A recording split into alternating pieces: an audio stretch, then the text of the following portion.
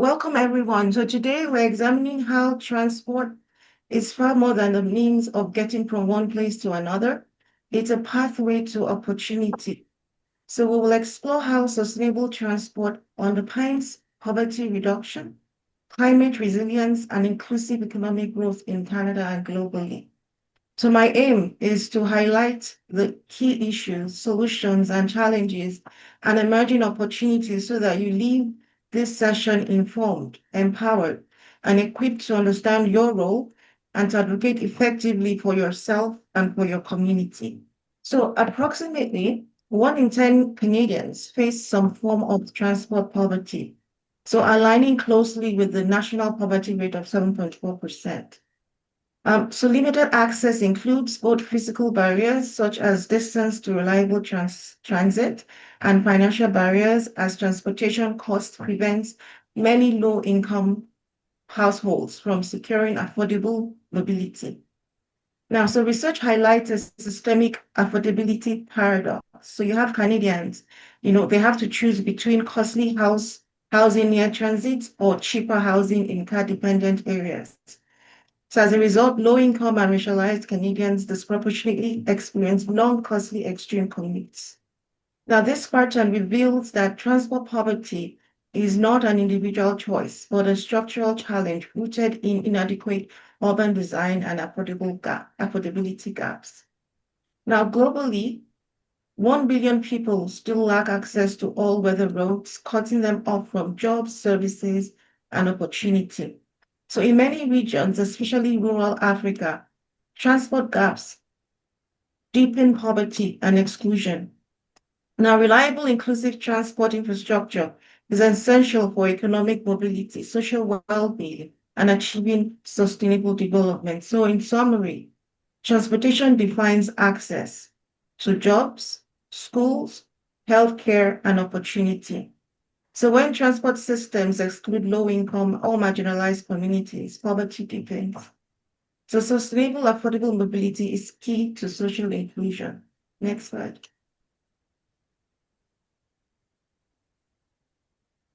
So you're looking at the climate cost of transport. So now transportation in Canada is Canada's second largest source of greenhouse gas emissions, representing 23% of the national total in 2023. Now, road transport dominates, accounting for 84% of these emissions, driven by high car dependency. So nearly 84% of commuters travel by personal vehicle and a shift towards larger SUVs and light trucks.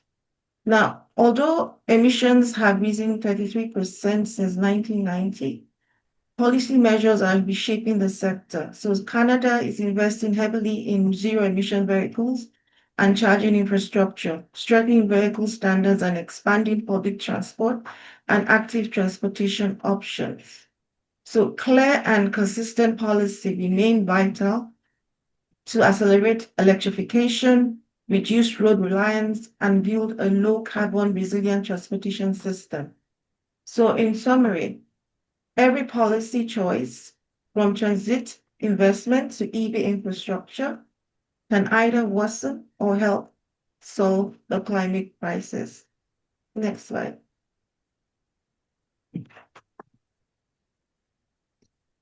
So inequality on the move.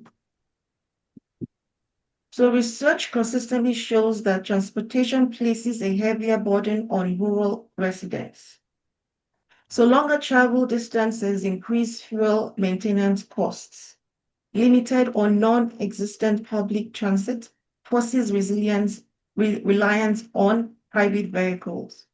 Now, these patterns highlight how geography, access, and income combine to make transportation significantly less affordable and more challenging in rural communities. Next slide.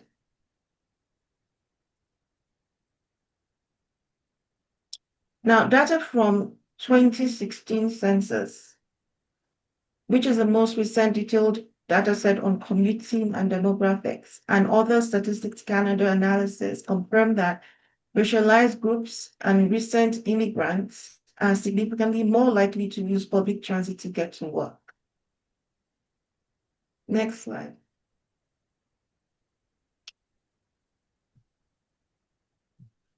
Now, this data highlights how transportation is a key area of equity and inclusion. Reliable public transit is not just an urban planning issue, but a critical service that enables economic participation for many racialized and immigrant communities. So in summary, equity in transport means mobility for all. Racialized and rural Canadians often bear the brunt of poor transit infrastructure, leading to social and economic isolation. Next slide.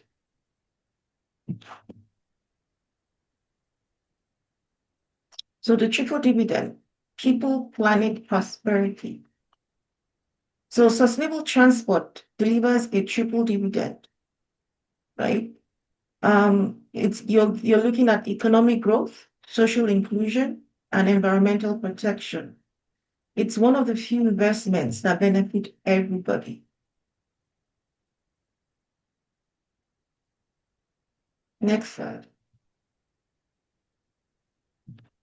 So Canada's path to sustainable mobility.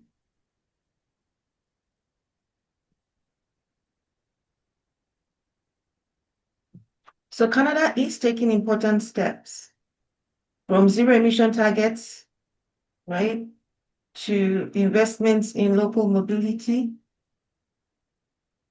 But yet implementation and equity remains key challenges, especially for Indigenous and rural communities. Next slide.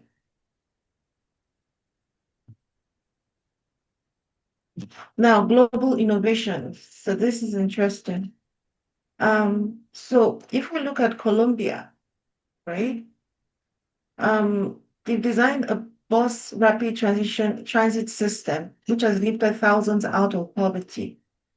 Now, how was the idea around that? So, Bogota's Trans-Millennial System demonstrates how affordable, high-capacity transit can directly reduce poverty for low-income residents for low-income residents living on the city's outskirts. The system cuts commute times by 15 to 40% and lowered transportation costs as a share of household income. Now, so you're looking at faster, reliable expanded access to formal employment across the city. So, so with studies showing measurable increases in hourly wages for low-income workers. So faster, reliable travel expanded access to formal employment across the city, with studies showing measurable increase in hourly wages for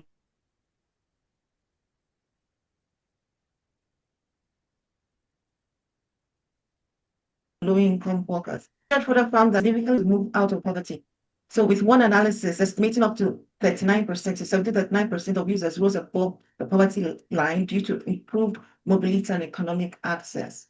So the next one we look at Africa. So Africa, Kigali. So in Kigali, we are looking at e-mobility startups, reducing air pollution and providing youth unemployment, so helping with youth unemployment. So how are they doing this? So Rwanda's rapid growing electric motorcycle sector illustrates how clean transport can drive can drive economic development. So companies like Ampersand, now Africa's largest electric motor taxi operator, significantly lower operating costs for drivers while creating new jobs in battery swapping, manufacturing, and maintenance. So a partnership with Ampersand and Safi aims to produce 50,000 e-motorcycles for East Africa, expanding local manufacturing employment. And then startups like Volta plan to produce 5,000 electric motorcycles annually and create 500 jobs. So government leadership through Rwanda's development board, including tax exemptions and subsidies, has accelerated investments, making e-mobility a catalyst for green growth and livelihood improvement. Then finally, you have Amsterdam, so Netherlands and Amsterdam. So Netherlands leads the world in cycling. right?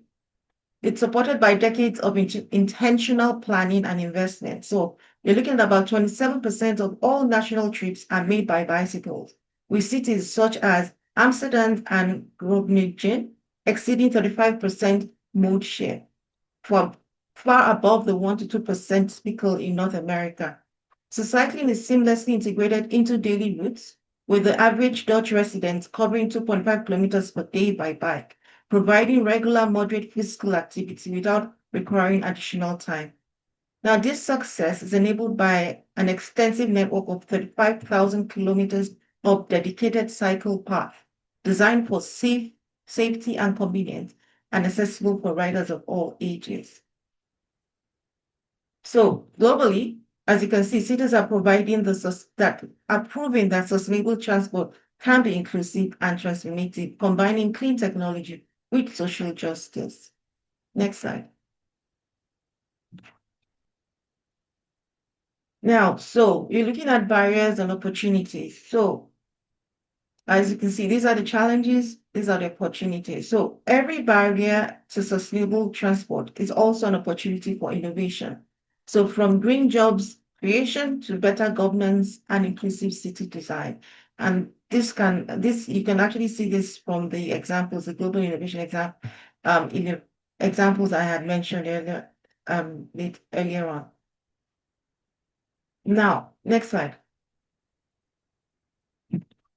Now, what can you do? What's the call to action? What can you do?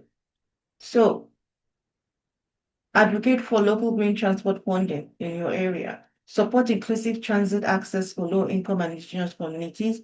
Choose active or shared mobility when possible. So transforming transport starts with collective effort. So from policy to personal choices. So every step, ride, or bus trip towards sustainability does count. Next slide. Now, with this quote, the road to equality and climate resilience is one we must travel together. Now, I'm going to end this presentation. Thank you. So, thank you for joining this conversation. So let's remember, transport is more than movement from one place to the other. It's empowerment, access, and a pathway to a just, sustainable future. So every system is interconnected and cannot be addressed singularly. Now, there are implications to every decision that we make. And so decisions have to be made taking the environment, people, and economy into consideration. So my role is to help you connect the dots. Thank you.